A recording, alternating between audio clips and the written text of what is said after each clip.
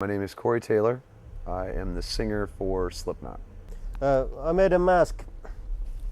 Yeah, I'm not very good at this. Let's have a look. Oh, you went. It's It already looks interesting. Yeah. Oh boy. Oh. I'm going to use some spray paint and women's underwear. Nice. And the student's hat. It's already very, very interesting. I like that. Do you have a name for my band? For your band? Yeah.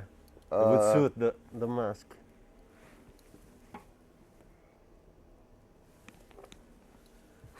Shipwreck. I guess. Yeah. Shipwreck. Shipwreck. That's Yeah. good. I like that.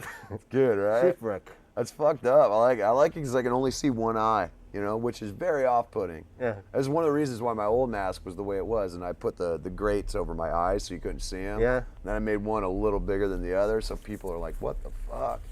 I like disturbing people, so. Okay. Christ. We had the originals, of which we had like 6 different goddamn colors. I mean, they were fucking ridiculous. And then the Iowa ones, which were even worse, because they're basically like burlap, and they were super heavy because they had all this crazy padding and shit, like on the outsides, with buckles and like all that goddamn shit. And then we went to 2-piece on Volume 3, which was kind of like a military thing. And then All Hope Is Gone was 2-piece for me. Some people have worn coveralls the entire time, so they're like different a little bit. But yeah, they're a fucking pain in the ass. Ugh. We take our art very seriously, But as far as like, what other people think about this and what other people have to say about it, we just kind of let it go by the wayside, because our reasons for doing this have never changed, And I think because of that, that's given us a foundation to be able to reach further, do more, courageous forms of music here and there, and really kind of bridge out, and still have that foundation of reality and artistic freedom, So, but as far as like, everything else, it's, it's just a part of what I do. It's not who I am, but it's a part of who I am on the inside. So there's a part of me that when it comes to the show, I take that very seriously, but then off stage, I tend to be the first to poke fun at myself, Mm. What was the last time you felt silly in the mask? Oh God, I'd probably every night, like I'll do little things to kind of mess with people, like in the front row, especially people who would come to multiple shows, and I'll see them and I'll let them know that I recognize them, and then I'll do like weird dances and shit. Like it's just about, it's about making sure that you have that connection with that audience, because sometimes when you play a big show like this, it can kind of get lost in that, and there's not that intimacy that you get with like a club show, So for me, it's about doing everything I can, whether it's, my attempt to speak Finnish or, having like little one-on-one moments with everyone in the front just to let them know that I appreciate so much that they're there, So I'll do weird dances, and I can't dance for shit. I'm just letting you know right now. I am not the world's best dancer. You got something in common then. But I got some moves, I get the shoulders going, and people are like, "What the hell is that?" And I'm like, "I don't know," So it's good, right? Yeah. Why do you think so many people love mythical rock stars? Because usually the myth is a lot better than the reality. It's the same reason that people like the book version better than the movie version sometimes, because the movie version half the time is someone else's version of what that story was, and it can get kind of watered down and watered down and watered down. Whereas with this, people love to imagine what's backstage as opposed to like seeing it. It can be very fucking boring, Mm-hmm. Like it's just a lot of wandering around waiting for the show to start. And then after the show, some people drink, some people don't. I do not. And it's just, it doesn't live up to people's expectations. And what people don't balance that with is the fact that this is really, really hard work. It really is. I mean, we've been in Europe now for a month and a half straight, haven't seen home in 2 months, and it'll kick your ass, man. Especially when you miss your family, especially when, just that's what I tell people. It's like, you think this is glamorous. No. Pack one bag and then fucking go away for 2 months and tell me how goddamn glamorous it is, and then come back and be like, oh shit, that's the way it is. You got kids, right? I do, yeah. How old are they?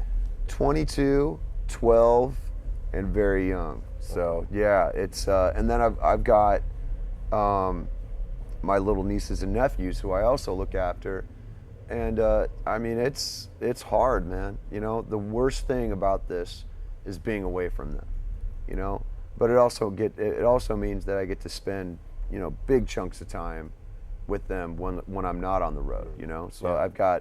We've got 7 weeks coming up where we're off, we're not doing anything, so I just get to be a dad for 7 straight weeks, and I can't tell you how fucking important that is to me. Do they ever want to borrow your mask? No, my son has a replica of my old mask from All Hope Is Gone. It's not the actual with one the that I big wore. eye. Yeah. It's one of the ones you get like at the Halloween costume shops. It's got Velcro in the back. So every once in a while I'll catch him running around in the backyard with it on, but he's like sword fighting and shit, so I don't know what he imagines when he's got it on, but it's pretty goddamn cool. Tell me about your rock star identity. It's weird because people say rock star and there's an immediate connotation of like booze and bullshit and all that stuff, and I'm just not about that, So in the last 10 years I've gotten very focused on like my family and everything. So for me, rock star is getting recognized at like the supermarket, and my son getting very annoyed because he's just like, I just want to go home. It's very funny. So yeah, I mean, rock star to me is just being able to afford to pay my kids tuitions for college when it's time for them to go to college, and being able to take care of my family, and yeah, I mean, it's made it so I can basically take care of the people who I care about. That's what being a rock star is for me. Tell us about your Slipknot character. What was the original idea, and where are you now? The character is really just the person inside me, which has changed with every album. The mask is a reflection of that person inside who maybe doesn't get to have a voice, doesn't get to say what he needs to say. So this, for me, is a way to alleviate that and to be able to let loose that aggression. So it's not so much a character as just that person who maybe a lot of other people repress, but I don't have to. Like I can let that kind of that animal off the chain and let it just kind of go, So it's good. It's very positive for me. It lets me kind of let loose of all that shit that just builds up until all of a sudden, rah, So it's good. It's really good. How often does it happen that some fans go too far in their fandom? It used to be a lot, like early on, like when we first started, but now we're on second generation, so it's almost like people are rediscovering us, So every show is like half people who have been coming to see us for 15 years and half people, this is their first time seeing us, which is fucking crazy to me, But when we first started, man, like it was really gnarly. Like there was a dude who we were doing an in-store signing in New York City, and this guy came with a pig heart, and he took it out of the jar and took a bite of it right in front of us, and it smelled dead. Let's put it that way, and it made us all fucking sick, because dead things are just still gross and stinky, But I've had stalkers over the years, who read a lot into what I write and take it a little too far. They've found out like the places where I lived and have visited and left things. Like it's dark, man. There's one in Sweden to this day who is convinced of like some crazy shit that I can't even repeat, because I have to have police look, because it gets dangerous, Ever since I lost my friend Dime, I don't take any of that shit lightly. So you really, especially when your art is this crazy and this free, you have to pay attention to what's going on and how some people can take things the wrong way, and vice versa, you know. So it can be crazy in a good way, but it can also be very, very crazy in a bad way. Yeah. All right. The last question. You're going up on stage in a few minutes, actually. Yeah, yeah. How do you feel when you put the gear on? It hurts. It hurts. It's very heavy. I'll let you feel it when we're done. It's a very, very heavy mask because it's 2 pieces. You know, it's heavy with just the 1 piece, but then you take this off, and it's crazy. You know, so, and then the buckles are really uncomfortable. But I tell you, the great thing about it is that it gets me in such a crazy mindset for that show. I mean, there's something about it that just, I don't know if it's the pain or the smell or the tightness, you know, that's like, you know, there's no getting out of it. It will get you in the right headset for a Slipknot show like nobody's business. And it's like, you keep that thing on for like an hour and a half and tell me how crazy you feel afterwards. It's fucking gnarly. Yeah. Thank you. You're very welcome.